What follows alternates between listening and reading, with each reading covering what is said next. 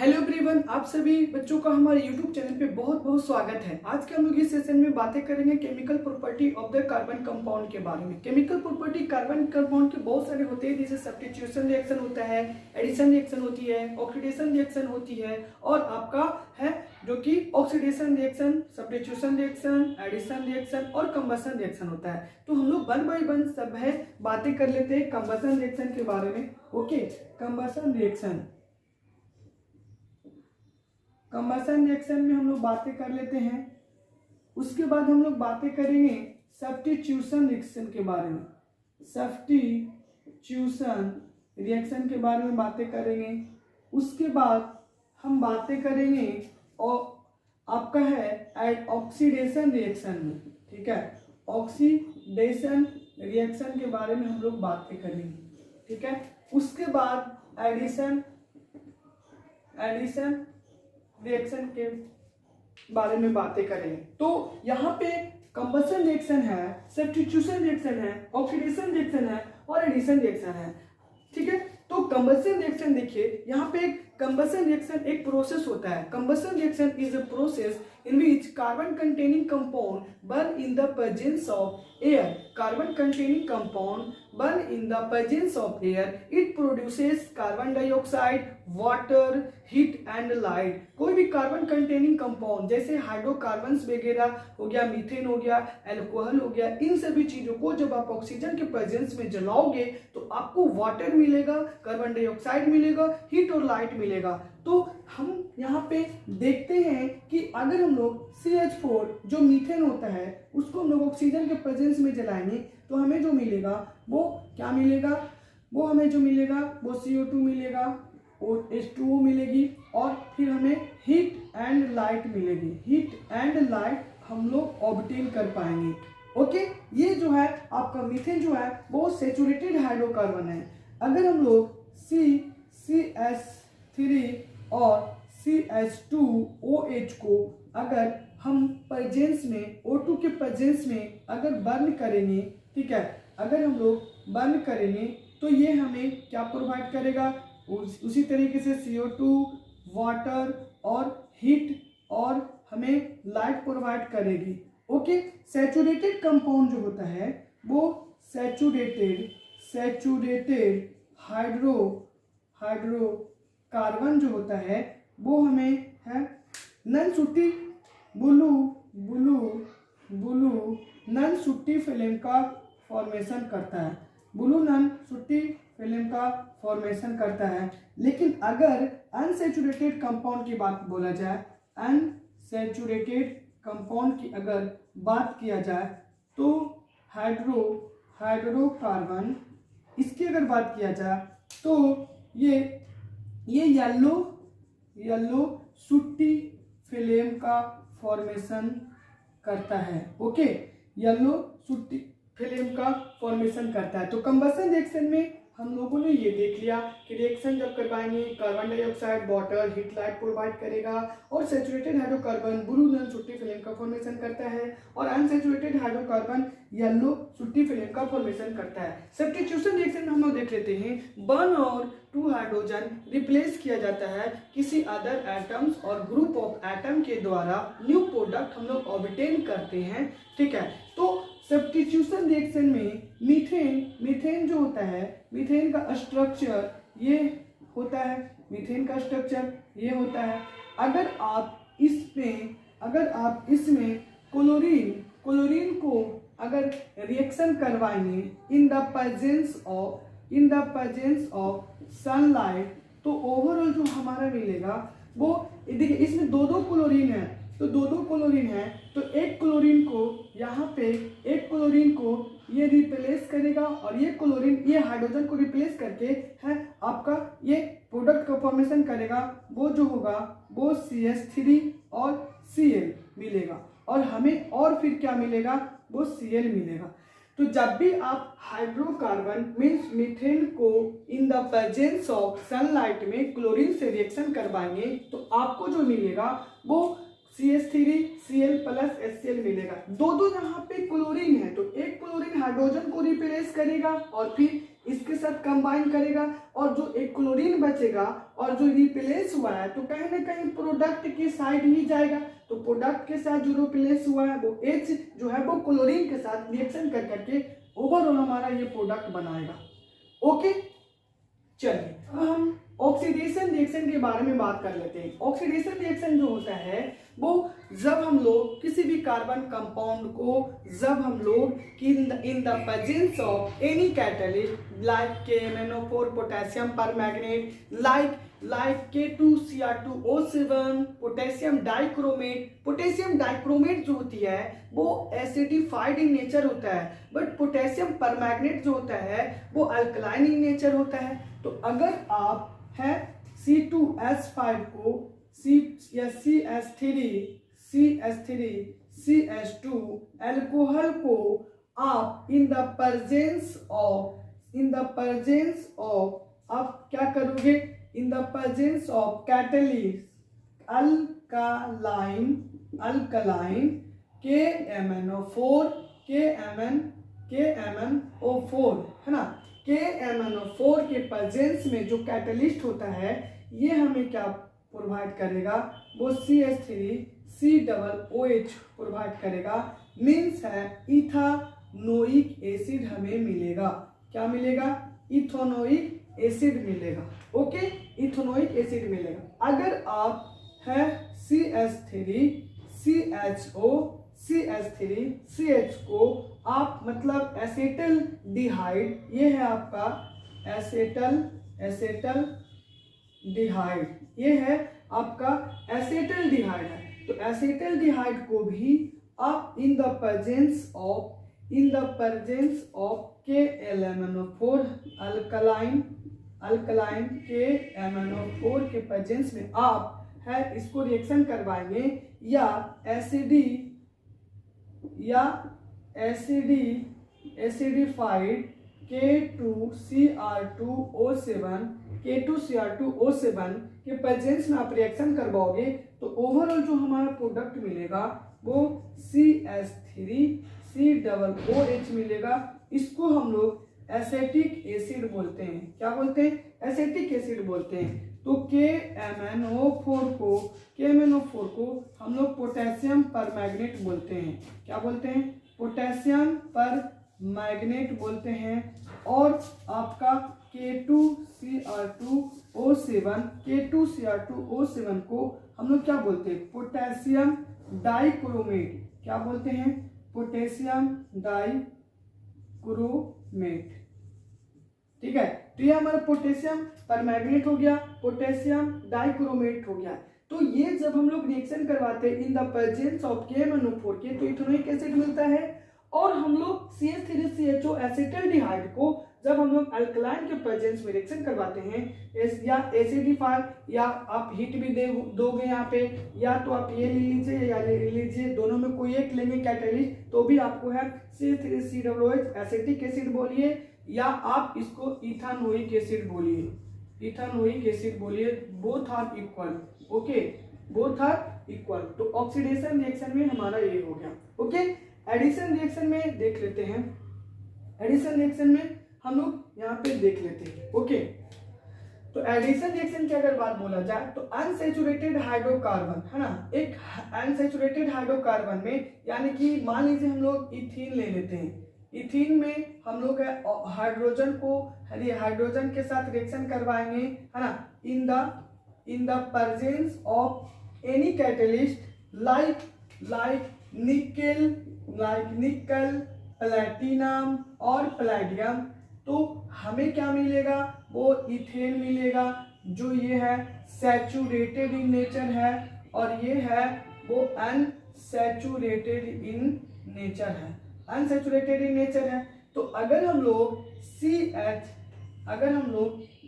CH को हम लोग CH2 और CH2 है ना, अगर हम लोग CH2 और CH2 से रिएक्शन अगर हम लोग हाइड्रोजन से करवाएंगे तो हमारा जो मिलेगा हम जो प्रोडक्ट ऑब्टेन करेंगे निकेल प्लैटिनम के प्रेजेंस में, तो वो जो हमें मिलेगा वो C2H6 मिलेगा, जो जो क्या है आपका सैचुरेटेड हाइड्रोकार्बन है। तो हाइड्रोजिनेशन में एक प्रोसेस होता है, हाइड्रोजिनेशन एक प्रोसेस होती है जिसमें अनसैचुरेटेड, यही वाला इसको हम हाइड्रोजिनेशन भी बोल सकते हैं। तो unsaturated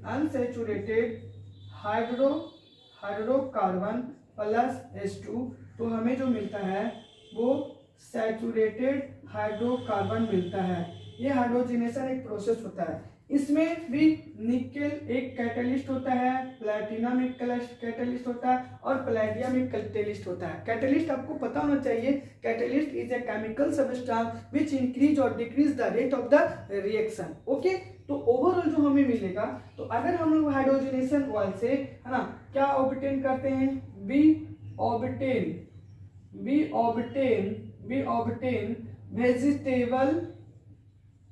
vegetable ghee from vegetable oil by hydrogenation process. तो हम लोग हाइड्रोजनेशन प्रोसेस से हम लोग है क्या ऑब्टेन कर सकते हैं, तो वेजिटेबल घी को ऑब्टेन कर सकते हैं। वेजिटेबल घी जो होती है वो सॉलिड इन नेचर होता है और वेजिटेबल ऑयल जो होता है वो लिक्विड इन नेचर होता है। तो इसको अगर हम देखा जाए तो C डबल बॉन्ड यानी कि अनसैचुरेटेड और यहाँ पे H2, ये हमें क्या मिल जाएगा, वो सिंगल बॉन्ड हमें मिलेगा R, ये R, यहाँ पे H होगा, यहाँ पे H होगा। तो हाइड्रोजनेशन प्रोसेस से हम लोग ऑब्टेन कर सकते हैं वेजिटेबल घी को। लेते हैं स्टीरिफिकेशन के बारे में। स्टीरिफिकेशन होता क्या है, स्टीरिफिकेशन भी एक केमिकल रिएक्शन होती है जिसमें हम लोग ऑब्टेन करते हैं इथाइल एसेटेट को, हम लोग ऑब्टेन करते हैं इथाइल एसेटेट को। अल्कोहल को जब हम लोग अल्कोहल को हम लोग रिएक्ट करवाते हैं कार्बोक्सिलिक ये इथेनोइक एसिड से जब हम लोग रिएक्शन करवाते हैं वो हमें क्या मिलता है, इथाइल एसेटेट मिलता है। क्या मिलता है, इथाइल एसेटेट मिलता है और फिर वाटर मिलता है। तो यहाँ पे इथेनॉल या इथाइल अल्कोहल बोलिए, हम लोग एसिटिक एसिड से जब हम लोग रिएक्शन करवाते हैं तो हमें इथाइल एसेटेट वाटर मिलता है। क्या मिलता है, वाटर मिलता है।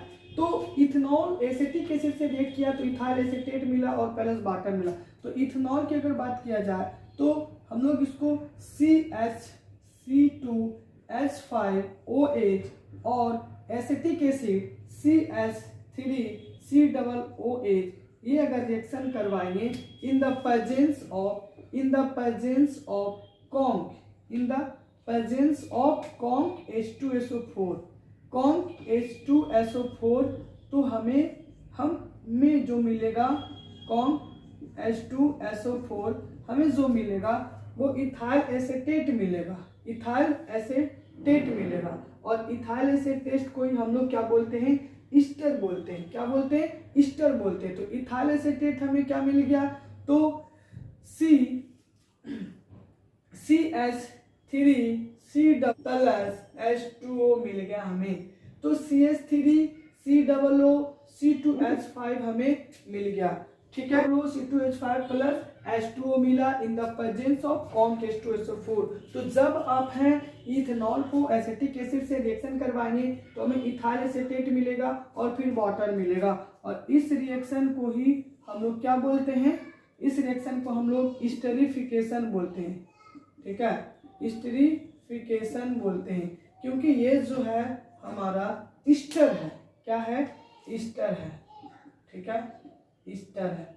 ओके, तो ये है क्या है, आपका ईस्टर है। तो this is the esterification reaction when ethanol is react with ethanoic acid या acetic acid. Ethanol is react with ethanoic acid, ठीक है, इथेनोइक एसिड या acetic acid, we obtain ethyl acetate and polar water in the presence of conc H2SO4 catalyst.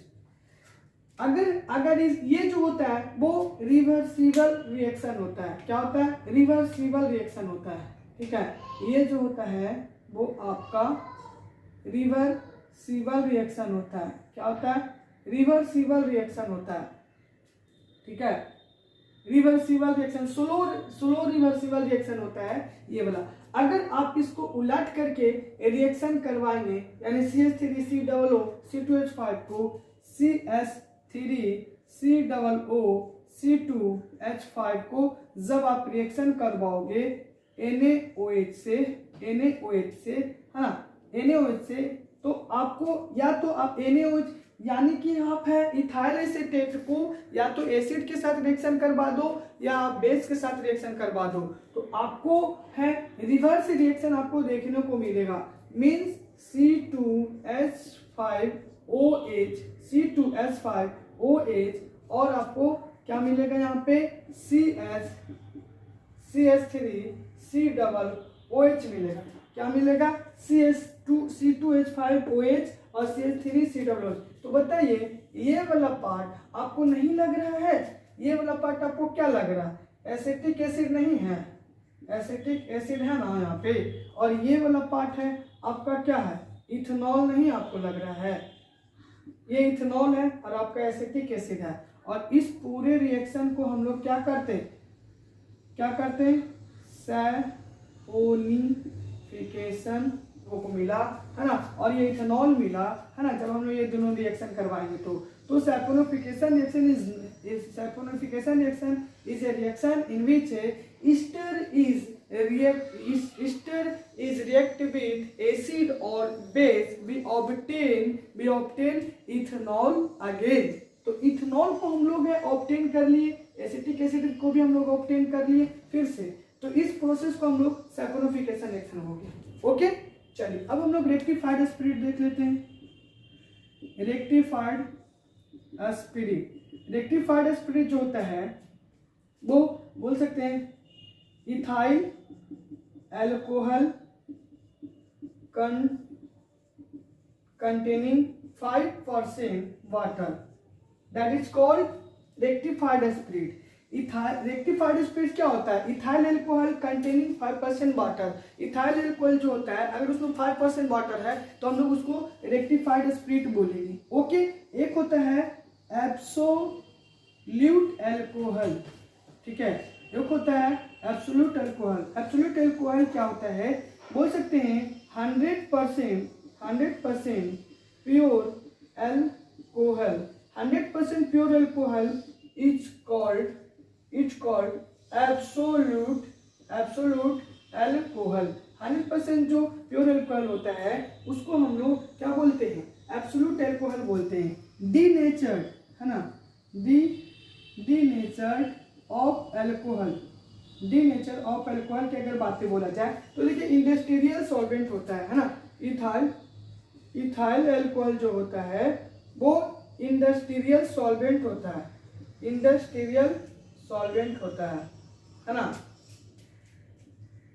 है ना।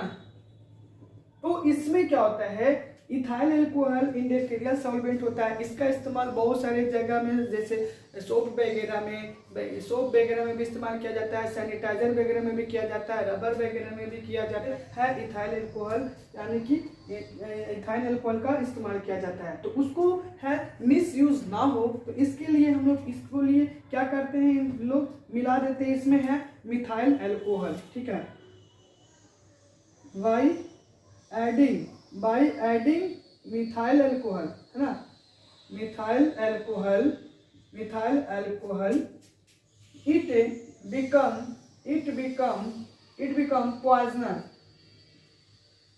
it become poisonous and it prevent from misuse। तो हम लोग methyl alcohol को ethyl alcohol में मिला देते हैं तो वो क्या बन जाता है? पॉइजनस बन जाता है, जो नॉट फिट फॉर ड्रिंकिंग। ठीक है, चलिए ये हमारा हो गया।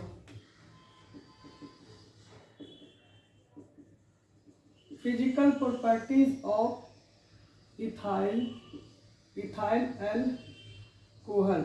तो ये जो होता है it is colourless liquid, it has pleasant smell, it does not conduct electricity, ठीक है, ये इलेक्ट्रिसिटी को कंडक्ट नहीं करता है, इसका स्मेल जो होता है वो थोड़ा सा अच्छा होता है और ये कलरलेस लिक्विड होता है, हाँ, और it is mixed with water, ये वाटर के साथ है मिल जाता है, ठीक है, और it is volatile in nature, ठीक है, तो ये वोलेटाइल इन नेचर होता है। अब हम लोग सोप के बारे में बात कर लेते हैं, ठीक है। सोप का जो देखा जाए तो दो तरीके का टेल होते हैं, एक हेड होता है और एक टेल होता है। ये वाला Na होता है, बोल सकते हैं हम लोग COO, ये जो आयनिक पार्ट होता है और इसको हम लोग टेल बोलते हैं। ये कार्बन का लॉन्ग चेन है, ये कार्बन का लॉन्ग चेन है। एक होता है हाइड्रोफोबिक और एक होता है हाइड्रोफिलिक होता है। हाइड्रोफोबिक जो होता है वो वाटर रिपेल होता है, वाटर को रिपेल करता है। ये जो होता है वो वाटर लविंग होता है, ठीक है। तो यहाँ पे ये देखिए,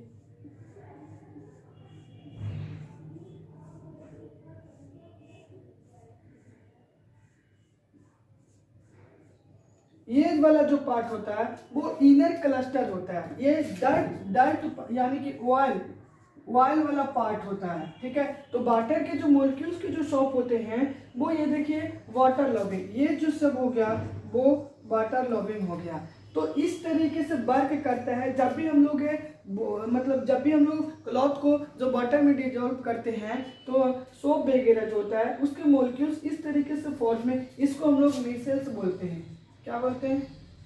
मिसेल्स बोलते हैं। मिसेल्स का फॉर्मेशन होता है, ये वाला जो पार्ट होता है वो ऑयल वाला पार्ट होता है, ऑयल सोल्यूबल होता है, और ये जो होता है वो वाटर सोल्यूबल होता है। इसके दो, एक होते हैं हेड होते हैं और एक होते हैं टेल होते हैं। तो एक हाइड्रोफोबिक होता है और एक हाइड्रोफिलिक होता है। हाइड्रोफिलिक वाटर लविंग और हाइड्रोफोबिक वाटर रिपेलिंग होता है। तो बाहर वाला जो पार्ट आपको दिखाई दे रहा है वो वाटर लविंग होता है। इनर वाला जो इनर क्लस्टर है वो आपका है जो कि वाटर रिपेलिंग है, ठीक है। सोप जो होता है वो हार्ड वाटर में वर्क प्रॉपर वे में नहीं करते हैं। सोप हार्ड वाटर में अस्कम का फॉर्मेशन करता है। हार्ड वाटर जो होता है उसमें मैग्नीशियम और कैल्शियम के सॉल्ट होते हैं। मैग्नीशियम और कैल्शियम के सॉल्ट होने के कारण है सोप है प्रॉपर वे में वर्क नहीं करते हैं, ठीक है। तो ये जो मैग्नीशियम और कैल्शियम के जो सॉल्ट होते हैं यानी MgCl2 बोल सकते हैं या CaCl2 बोल सकते हैं। तो ये सभी मैग्नीशियम और कैल्शियम के जो सॉल्ट वाटर में मौजूद होता है, हार्ड वाटर में जो मौजूद होता है वो अस्कम को फॉर्मेशन करता है। और अस्कम जो होता है वो ये क्या होता है, प्रिसिपिटेट होता है यानी इनसोल्यूबल सब्सटेंस होता है, जिसके कारण हमारे क्लॉथ में वो स्टिक हो जाता है और प्रॉपर वे में क्लींजिंग एक्शन को शो नहीं कर पाता है। तो इसीलिए सोप जो होता है वो हार्ड वाटर में प्रॉपर वे में वर्क नहीं करते, वाइल डिटर्जेंट जो होती है वो प्रॉपर वे में वर्क करता है। हार्ड वाटर हो या सोप या आपका क्या हो, हार्ड वाटर हो या आपका सॉफ्ट वाटर हो। देखा जाए तो सोडियम